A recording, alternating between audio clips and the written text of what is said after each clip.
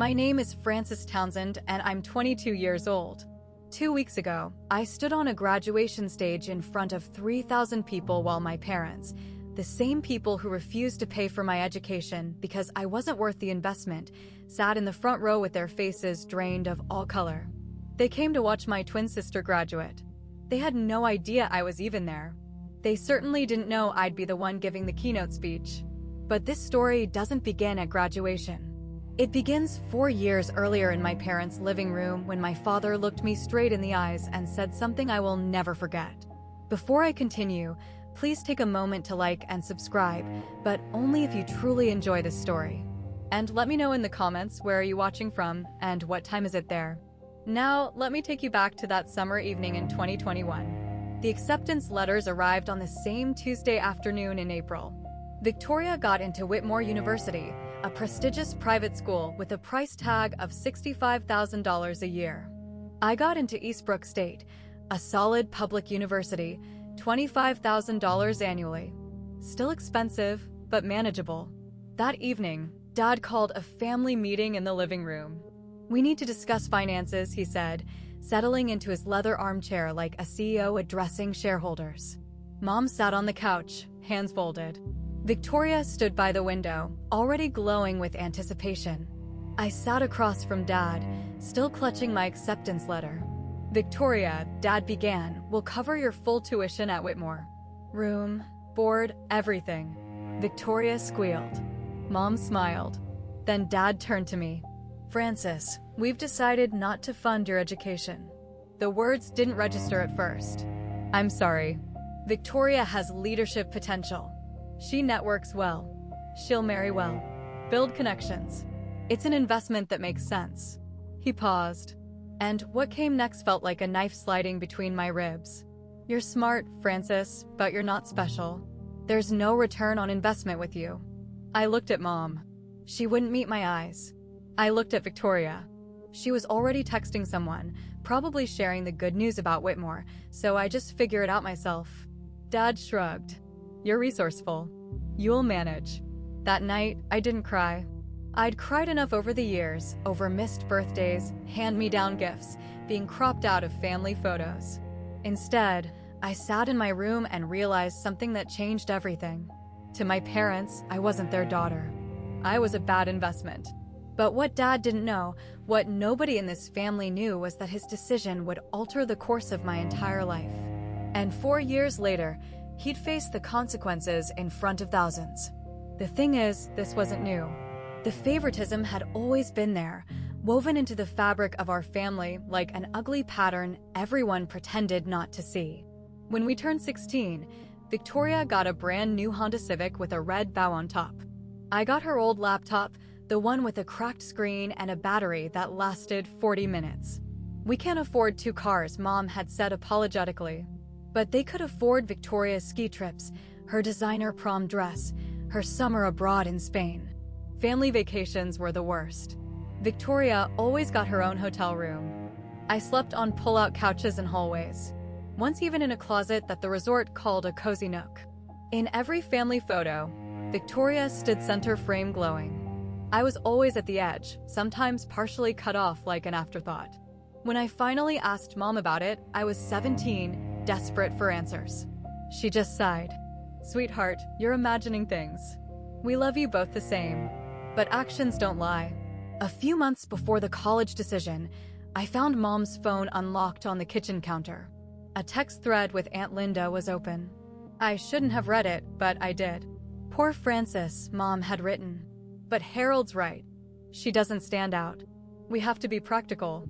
I put the phone down and walked away. That night, I made a decision I told no one about. Not because I wanted revenge, because I wanted to prove something. To myself.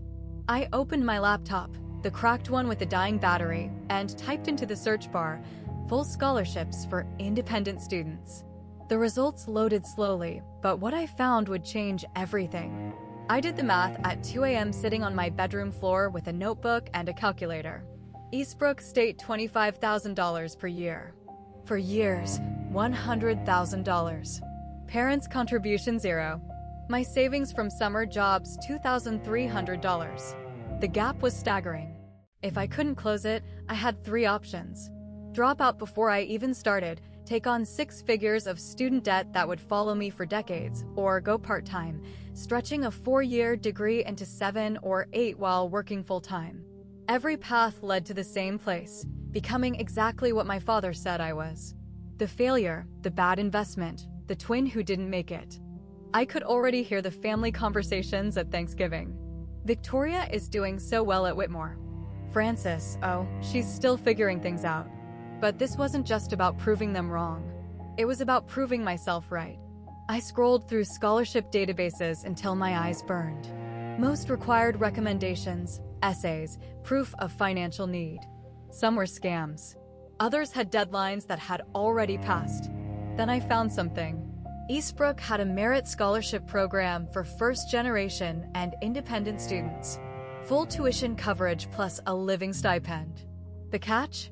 Only 5 students per year were selected. The competition was brutal. I saved the link. Then I kept scrolling, and that's when I first saw the name that would eventually change my life. The Whitfield Scholarship.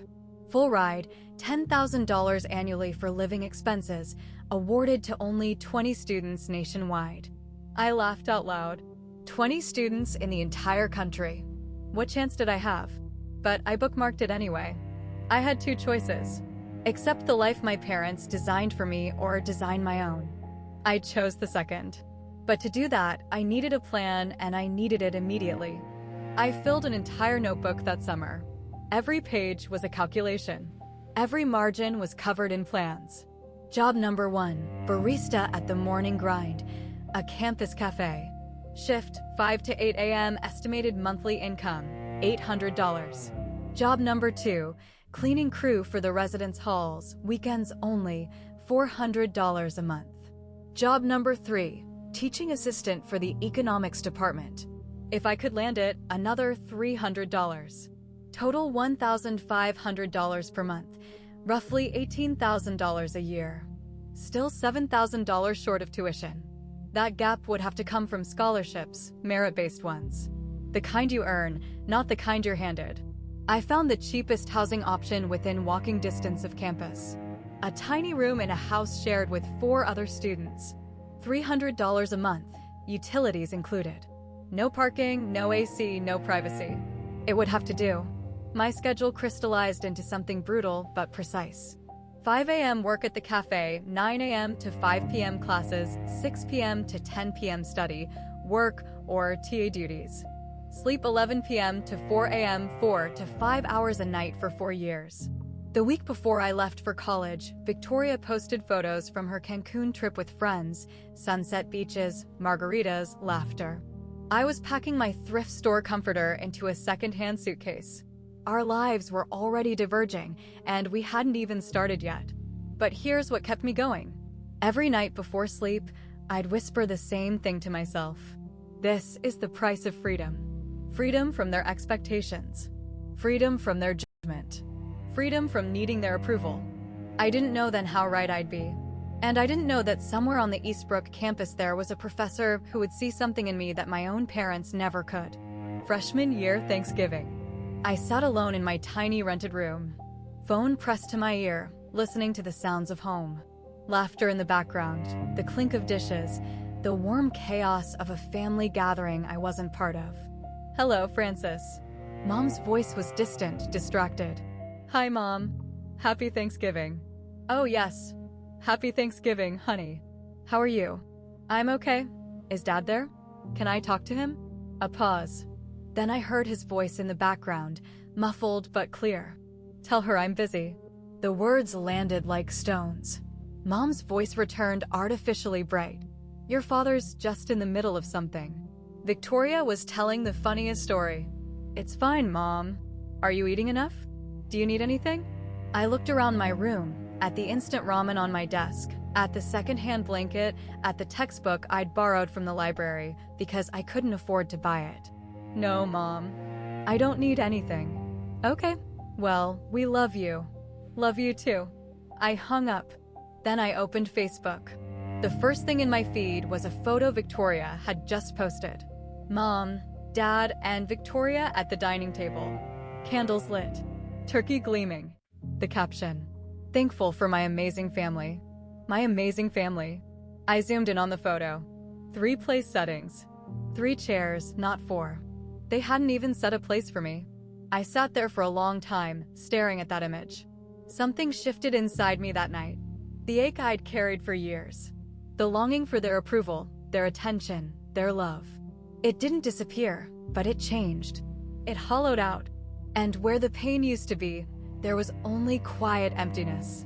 Strangely, that emptiness gave me something the pain never had. Clarity. Second semester, freshman year. Microeconomics 101. Dr. Margaret Smith was legendary at Eastbrook. 30 years of teaching, published in every major journal. Terrifying reputation. Students whispered that she hadn't given an A in 5 years.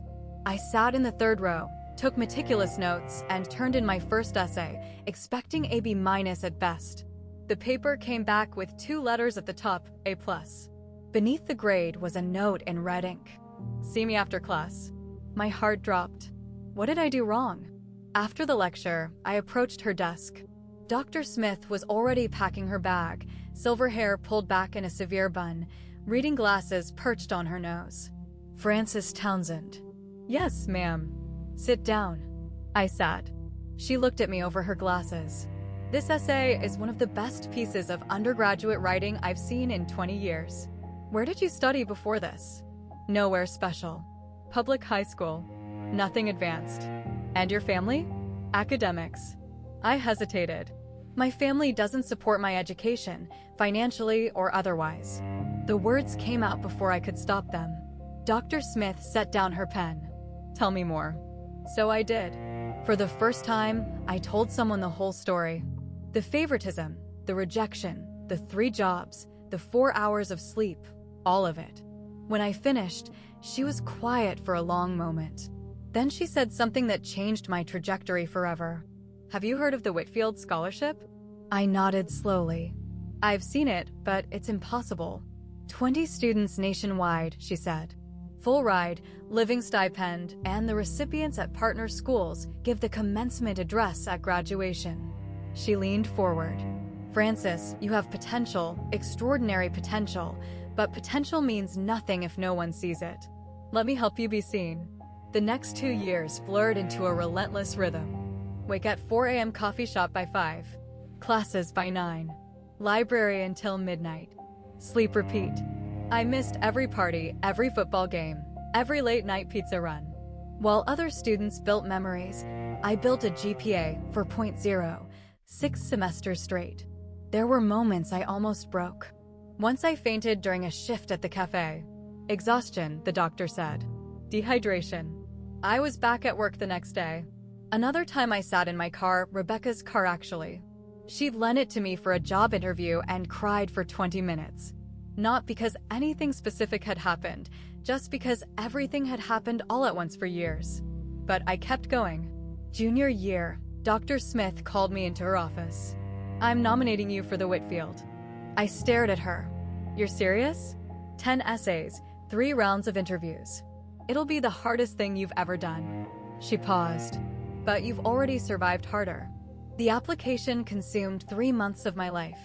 Essays about resilience, leadership, vision, phone interviews with panels of professors, background checks, reference letters.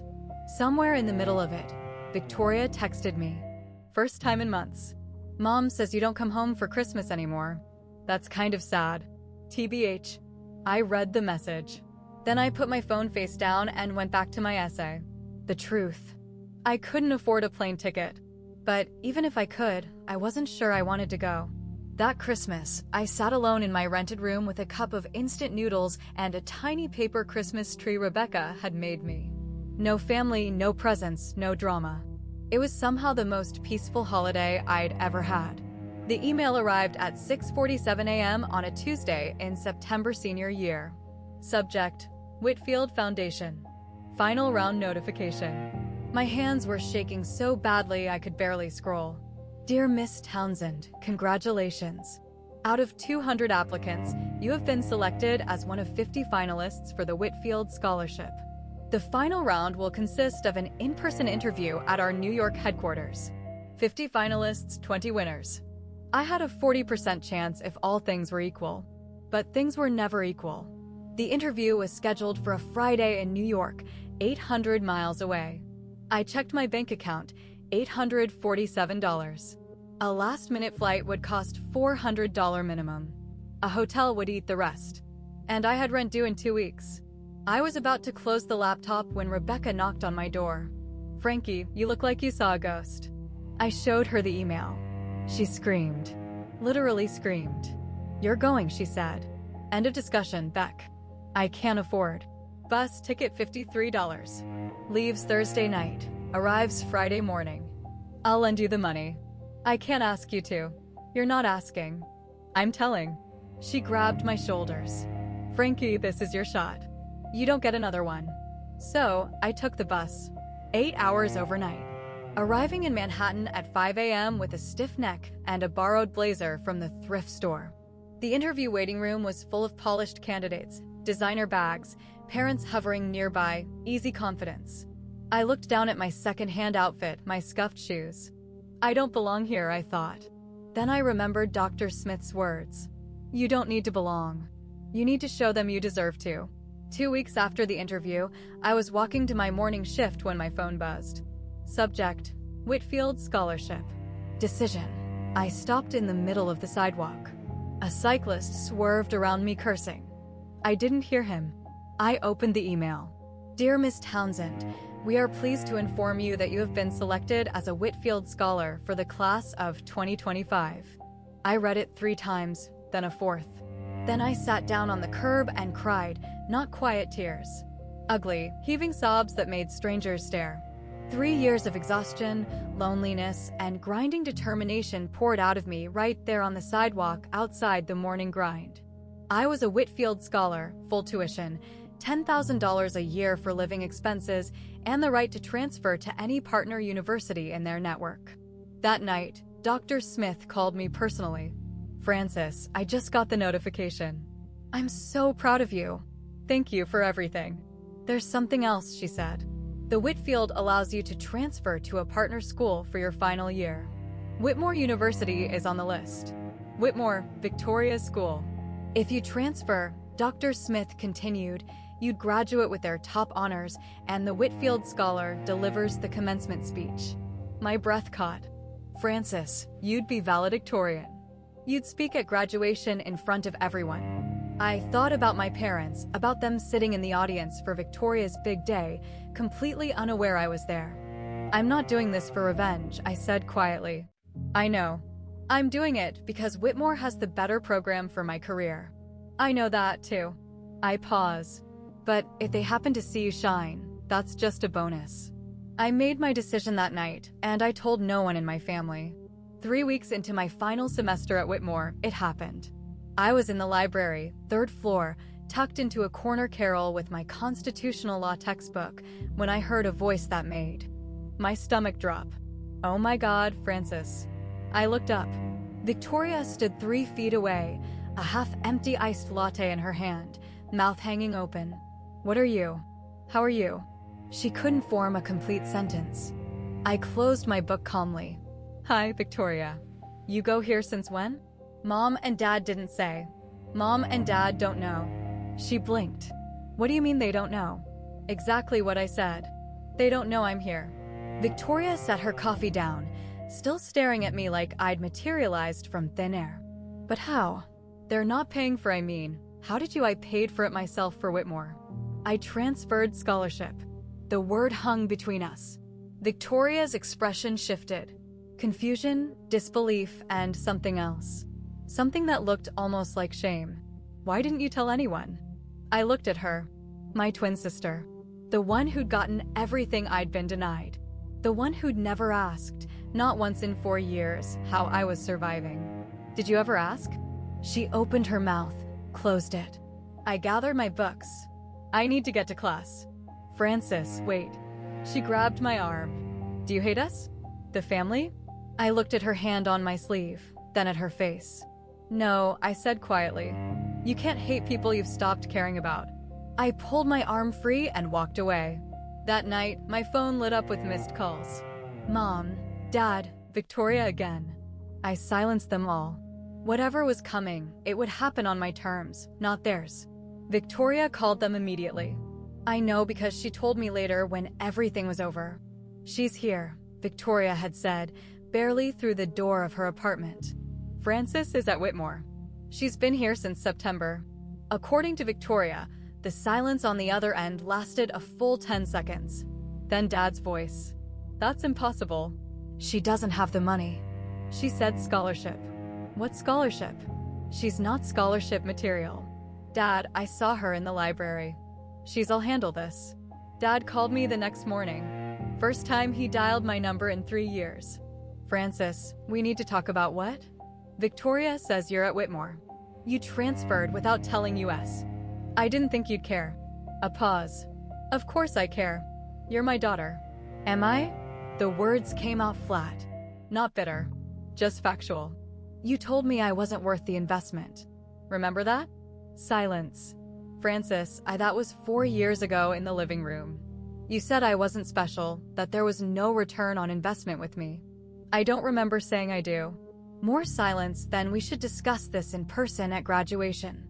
We're coming for Victoria's ceremony, and I know you know I'll see you there, Dad. I hung up.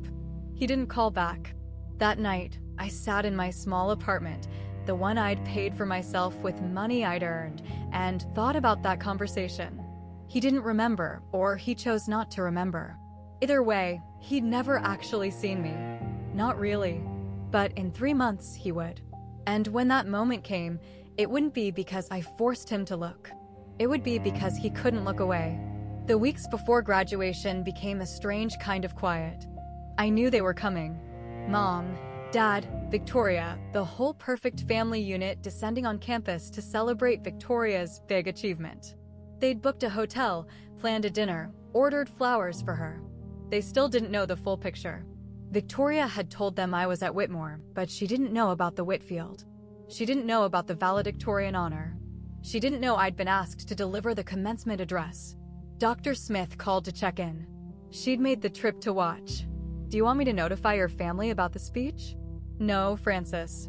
I want them to hear it when everyone else does. She was quiet for a moment. This isn't about making them feel bad. No, I said honestly. It's about telling my truth. If they happen to be in the audience, that's their business. Rebecca drove up for the ceremony.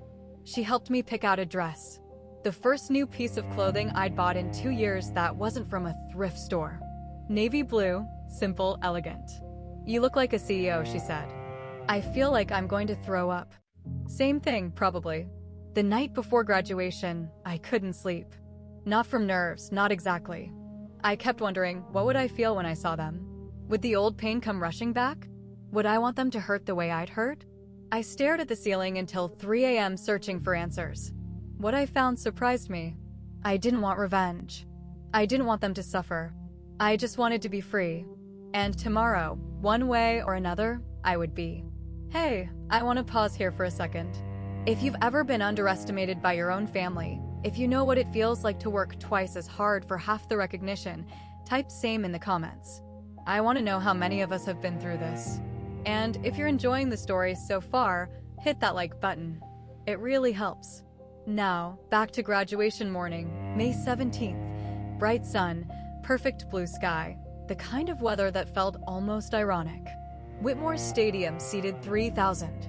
By 9 a.m., it was nearly full.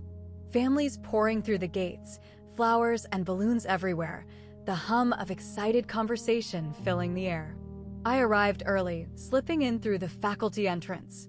My regalia was different from the other graduates. Standard black gown, yes, but across my shoulders lay the gold sash of valedictorian. Pinned to my chest was the Whitfield Scholar Medallion, its bronze surface catching the morning light. I took my seat in the VIP section at the front of the stage area, reserved for honors students. For speakers, 20 feet away in the general graduate section, Victoria was taking selfies with her friends. She hadn't seen me yet. And in the front row of the audience, dead center, best seats in the house, sat my parents. Dad wore his navy suit, the one he saved for important occasions. Mom had on a cream-colored dress, a massive bouquet of roses in her lap. Between them sat an empty chair, probably reserved for coats and purses. Not for me. Never for me. Dad was fiddling with his camera, adjusting settings, preparing to capture Victoria's moment. Mom was smiling, waving at someone across the aisle. They looked so happy, so proud.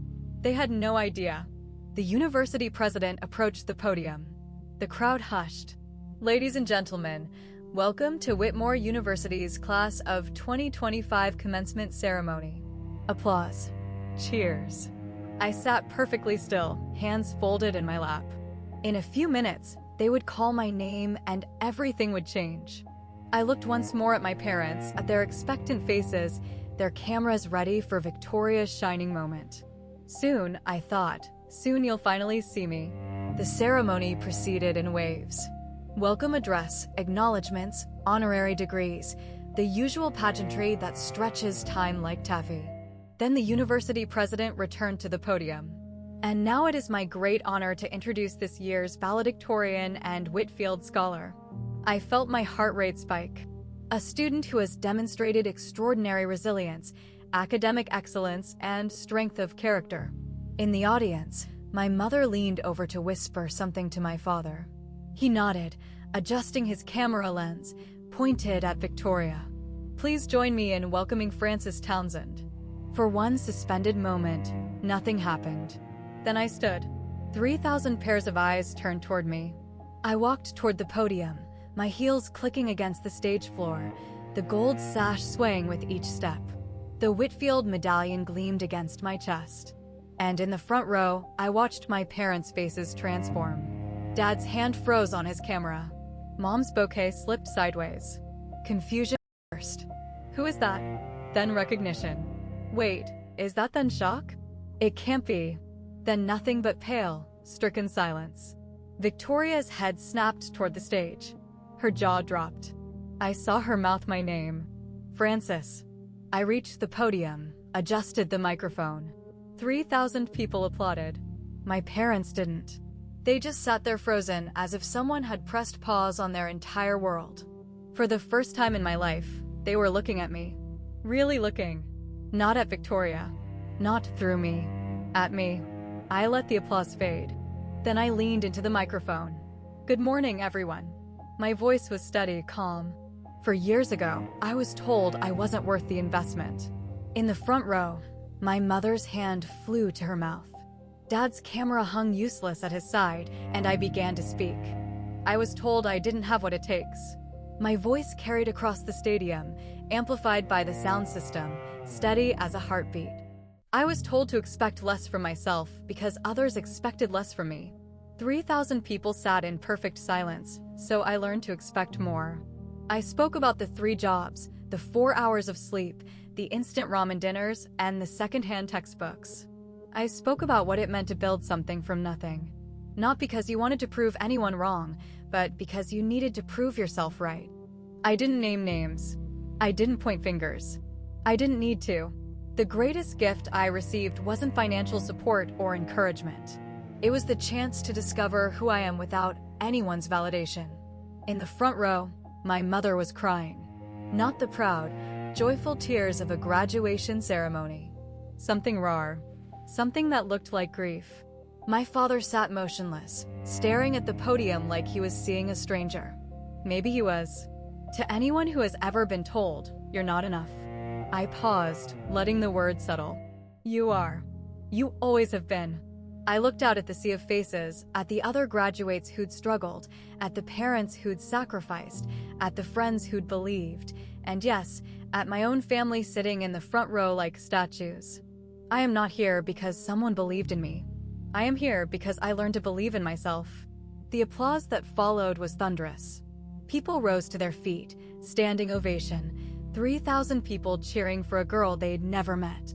I stepped back from the podium, and as I descended the stage, I saw James Whitfield III waiting at the bottom. But he wasn't the only one. The reception area buzzed with champagne and congratulations.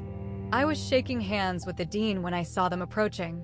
My parents moving through the crowd like they were wading through water. Dad reached me first. Francis, his voice was horsero. Why didn't you tell us? I accepted a glass of sparkling water from a passing server, took a sip. Did you ever ask? He opened his mouth, closed it. Mom arrived beside him. Mascara streaked down her cheeks. Baby, I'm so sorry. We didn't know. So sorry you knew. I kept my voice even. You chose not to see. That's not fair. Dad started. Fair? The word came out calm, not sharp. You told me I wasn't worth investing in. You paid $4 million for Victoria's education and told me to figure it out myself. That's what happened. Mom reached for me. I stepped back. Francis, please. I'm not angry, I said. And I meant it. The anger had burned away years ago, replaced by something cleaner. But I'm not the same person who left your house 4 years ago. Dad's jaw tightened. I made a mistake. I said things I shouldn't have. You said what you believed. I met his eyes. You were right about one thing, though. I wasn't worth the investment. Not to you, but I was worth every sacrifice I made for myself. He flinched like I'd struck him. James Whitfield III appeared at my elbow, extending his hand. Miss Townsend, brilliant speech. The foundation is proud to have you. I shook his hand while my parents watched. The founder of one of the nation's most prestigious scholarships, treating their worthless daughter like a treasure. I saw it hit them then, the full weight of what they'd missed, what they'd thrown away.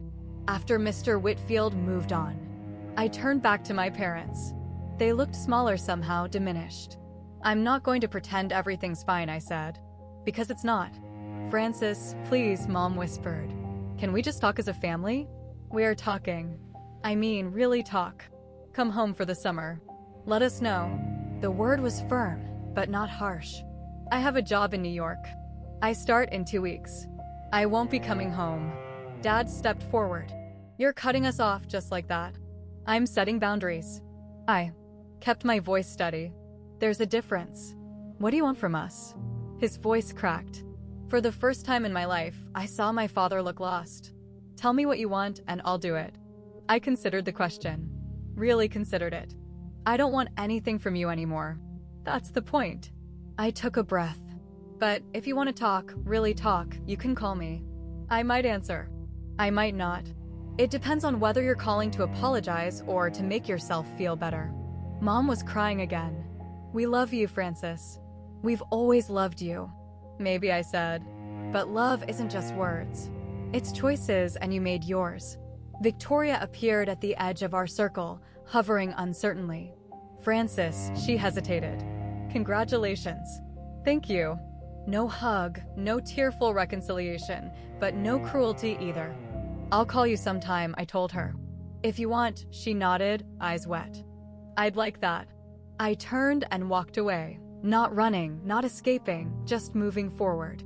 Dr. Smith was waiting by the exit, a quiet smile on her face. You did well, she said. I'm free, I replied. And for the first time in my life, I meant it. The ripples started before my parents even left campus. At the reception, I watched it happen. Watched the slow realization spread through the crowd of family, friends, and acquaintances. Mrs. Patterson from the country club approached my mother. Diane, I didn't know Francis went to Whitmore and Whitfield Scholar. You must be so proud. My mother's smile looked like it hurt. Yes, we're very proud. How on earth did you keep it a secret? If my daughter won that, I'd have it on billboards. My mother didn't have an answer. Over the following weeks, the questions multiplied. Dad's business partners asked about me. Saw your daughter's speech online. Incredible story. You must have really pushed her to excel. He couldn't tell them the truth. That he'd done the opposite. Victoria called me 3 days after graduation. Mom hasn't stopped crying. Dad barely talks. He just sits there. I'm sorry to hear that. Are you? I thought about it. I don't want them to suffer, but I'm not responsible for their feelings. Silence on the line. Francis, I'm sorry. I should have asked. I should have paid attention. I was so wrapped up in my own stuff. And I know you knew I was oblivious. I knew you had no reason to notice. I paused. Neither of us chose the way they raised us, but we can choose what happens next. More silence. Do you hate me? No. and I meant it. I don't have the energy to hate anyone. I just want to move forward. Can we maybe get coffee sometime, start over? I thought about my sister, about the girl who'd gotten everything and still ended up empty-handed in a different way. Yeah, I said. I'd like that, I said. 2 months after graduation, I stood in my new apartment in Manhattan. It was small, a studio, really, one window overlooking a brick wall, kitchen the size of a closet. But it was mine. I'd signed the lease with money from my first paycheck at Morrison & Associates, one of the top financial consulting firms in the city. Entry-level position, long hours, steep learning curve. I'd never been happier. Dr. Smith called on a Saturday morning. How's the big city treating you? Exhausting, exciting, everything they warned me about. She laughed. That sounds about right. I'm proud of you, Francis. I hope you know that. I do. Thank you for everything. Rebecca visited the following weekend. She walked into my studio, looked around, and declared it exactly as small and depressing as expected. Then she hugged me so hard I couldn't breathe. You did it, Frankie. You actually did it. One evening, I found a letter in my mailbox, handwritten, 3 pages, my mother's looping script. Dear Francis, I don't expect you to forgive us. I'm not sure I would if I were you. She wrote about regret, about the 1,000 small ways she'd failed me, about watching me on that stage and realizing she'd been looking at a stranger who was also her daughter. I know I can't undo what happened, but I want you to know. I see you now. I see who you've become. And I am so sorry I didn't see you sooner. I read the letter twice. Then I folded it carefully and put it in my desk drawer. I didn't reply. Not yet. Not because I was punishing her, but because I needed time to figure out what I wanted to say, if anything. For once, the choice was mine. Okay, we're almost at the end, but I have to ask, if you were in my shoes, would you forgive your parents? Comment yes if you'd forgive them, no if you wouldn't, or maybe if, like me, you'd need time. And if you haven't subscribed yet, now's the time. We've got so many more stories like this one coming. Alright, here's how it all ended. I used to think love was something you earned. That if I was smart enough, good enough, successful enough, my parents would finally see me, that their approval was a prize at the end of some invisible race. For years of struggle taught me something different. You can't make someone love you the right way. You can't earn what should have been given freely, and you can't spend your whole life waiting for people to notice your worth. At some point, you have to notice it yourself.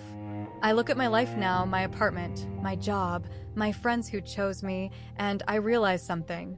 I built this, every piece of it. Not out of anger, not out of spite, but out of necessity. My parents' rejection didn't break me. It rebuilt me. The girl who sat in that living room 4 years ago, desperate for her father's approval, she doesn't exist anymore. In her place is a woman who knows exactly what she's worth and doesn't need anyone else to validate it. Some nights I still think about them. About the family dinners I wasn't invited to. The Christmas photos without my face. The $250,000 they spent on my sister while I ate ramen in a rented room. It still hurts sometimes. I don't think it ever stops hurting completely. But the hurt doesn't control me anymore. I've learned something that took years to understand. Forgiveness isn't about letting someone off the hook. It's about releasing your own grip on the pain. I'm not there yet. Not fully. But I'm working on it. And for the first time in my life, I'm working on it for me. Not to make anyone else comfortable. Not to keep the peace. Just for me. 6 months after graduation, my phone rang. Dad. I almost let it go to voicemail. Almost. Hello, Francis.